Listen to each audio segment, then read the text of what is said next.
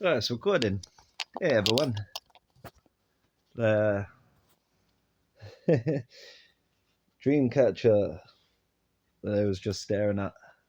It's got some amazing dreams recorded, and I watch them occasionally. Maybe that's not how Dreamcatchers work, but yeah, today's been a pretty good day. It's just good because it's a Monday, day 8 of the fast now, day 8 of the Solstice Fast. So I think this is my last day of being on juice. I've got another bottle full like this, and this much left in this bottle.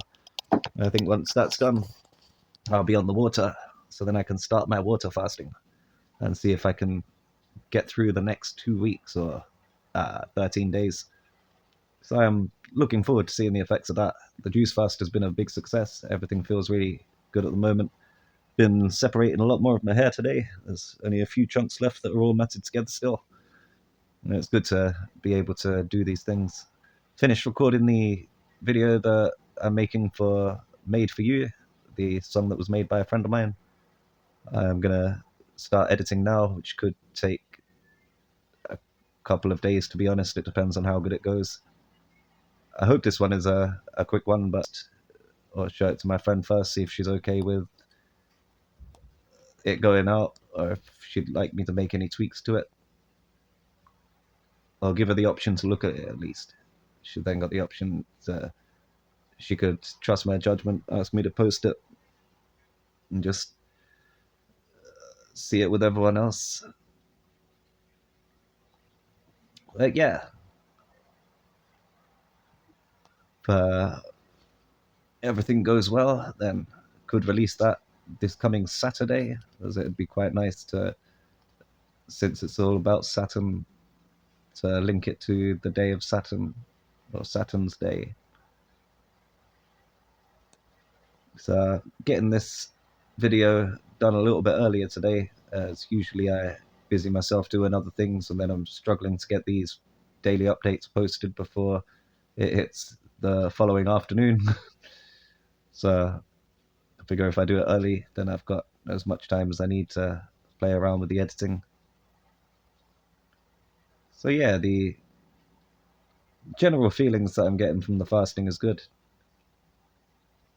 Um, Having some solid movements in the mornings, which is reassuring, as it means that a lot of things are being absorbed out of all of the cells, a lot of waste, it's all being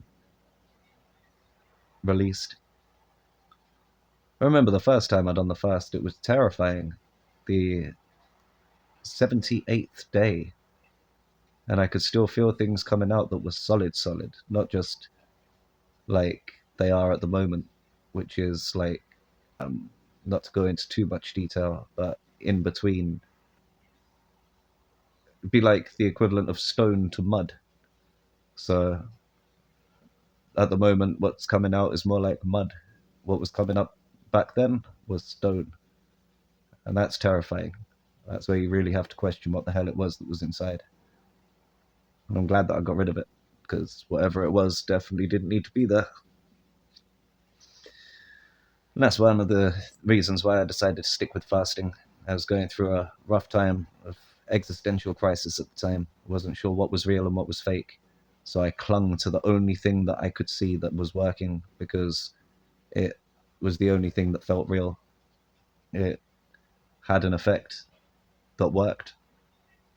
And it's still an argument or a debate on why it works. Does it work because of the placebo effect? Or does it work because of the actual physicality of it?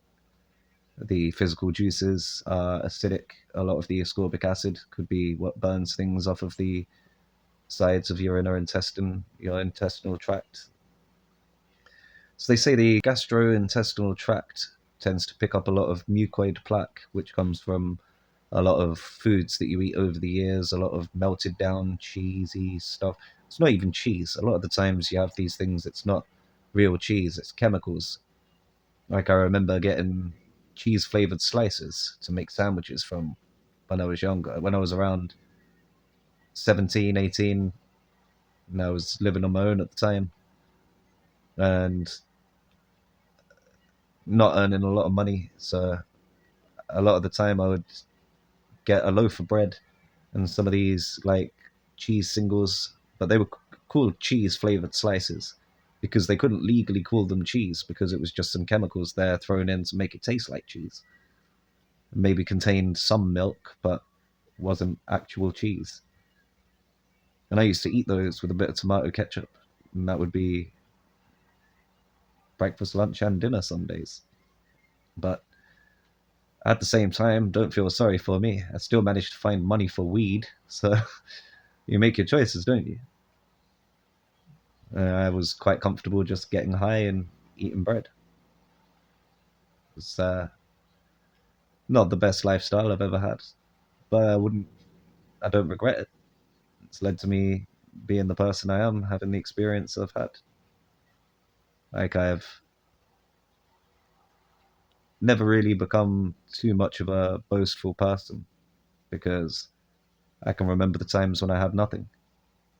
And it doesn't make me feel good if I'm boasting about having something, remembering what it feels like to not have things and have other people be boasting about what they have.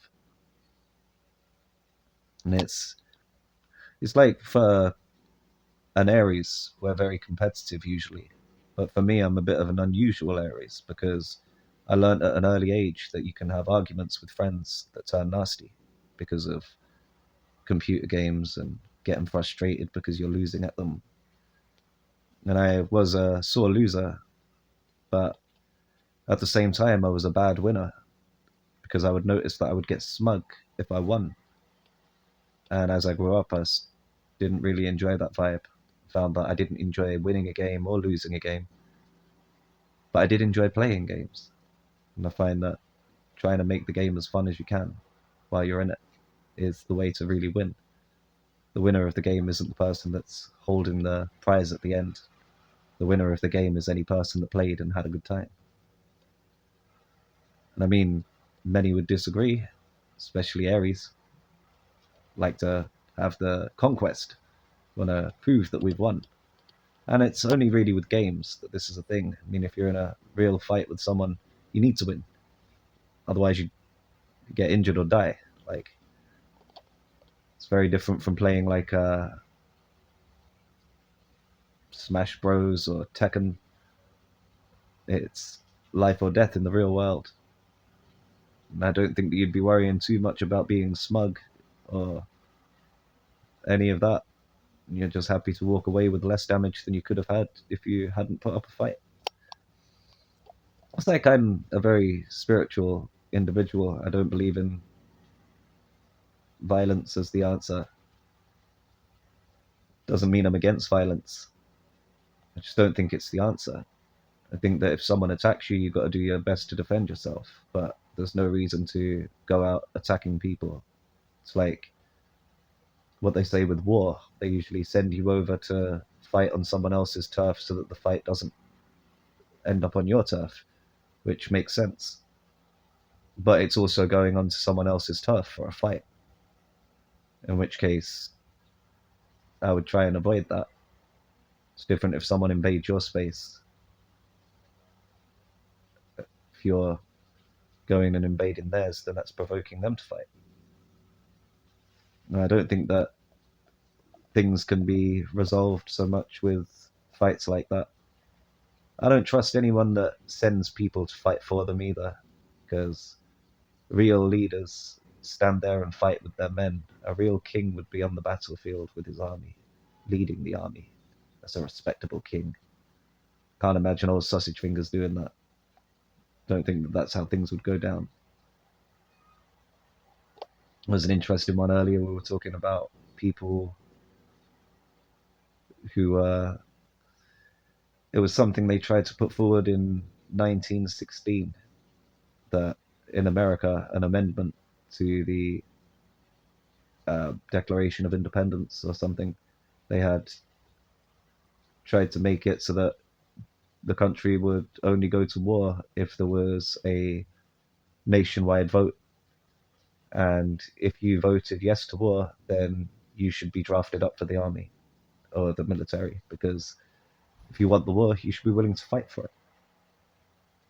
And I think that if things like that had gone ahead, then a lot of wars wouldn't have been fought. You wouldn't have had things like Vietnam happen, which was quite clearly not a America defending itself kind of war. It was a Vietnamese farmers defending themselves and wiping the floor with America's army at the time, which does feel a little bit like intervention from the divine, as they're turning up on your turf. And setting traps was what won the war for Vietnam. It was very ingenious. The amount of traps that were set with punji sticks, which are sharpened sticks that had animal feces and other things on them to cause infections into any wounds that you would gain from them. And these traps were set up everywhere, so people would just be stepping onto what was a load of sticks with some leaves on top and fall into a pit of these spikes. And they're actually banned under the Geneva Act now. Yeah, sharpened sticks with animal poo is now banned under the Geneva Act. Can you imagine? There's nuclear weapons, there's biochemical weapons, there's flamethrowers and other projectiles, and then there's punji sticks, just sticks with animal poo. That's not allowed in war. You can use guns, you can use knives, you can't use a sharpened stick with animal poo.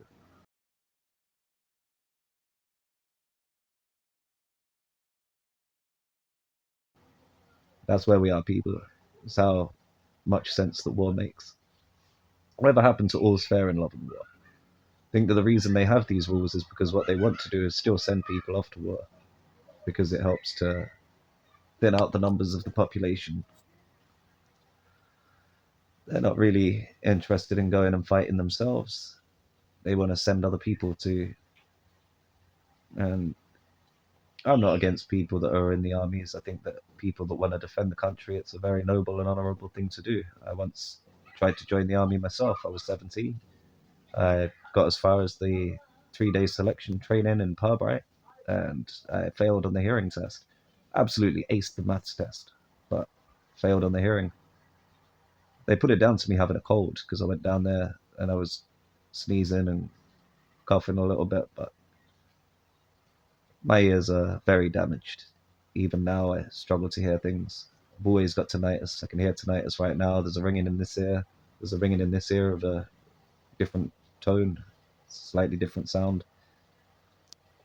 And I don't think that it's something that is going to be fixed. Even if I completely syringe them out of wax, something I will try at some point. It might be worth doing it in the near future as I've got a bit of time off that I can arrange something like this. But I'm not entirely hopeful. I think that the reason why I've got problems with my ears is the shape of the ear canal. It's something that the doctors told me years ago. It was very hard to be able to use cotton buds and things like that without pushing things further in due to the shape. But at very least, I can still hear what I can hear, and I'm thankful for the hearing that I do still have. It makes it hard to hang out with people that speak softly because I don't like keep telling people that to repeat themselves or to speak up and eventually stop saying that I haven't heard and just pretend that I have heard, which isn't good. Shouldn't really be lying. But it does get annoying if you keep asking people to repeat themselves for the other people. So it has led to people that I've spent a lot of time with. Eventually, we've drifted apart because presumably they think I don't listen to them properly because I don't respond properly to what they're saying, yet still act as if I have heard. They probably think I'm quite ignorant. And what I have trouble with is hearing the words in the first place. I find, especially if you're talking, it's interesting if I'm talking to someone on the phone and I can't see them and I can't see their lips moving. I don't know if they're talking or not. And while I'm talking, it's harder for me to hear. So sometimes someone will talk while I'm talking and I can't hear that they're talking and I carry on talking. So yeah, it's definitely worthwhile. I'm doing a cleanup, doing deep water fasting. Be worth seeing if I can find a solution to the hearing, see if removing earwax helps. Might look into how to do that after this video. And I keep this one short. I'm gonna end it here. Got some interesting content coming soon. And thank you all for watching. Stay tuned for more.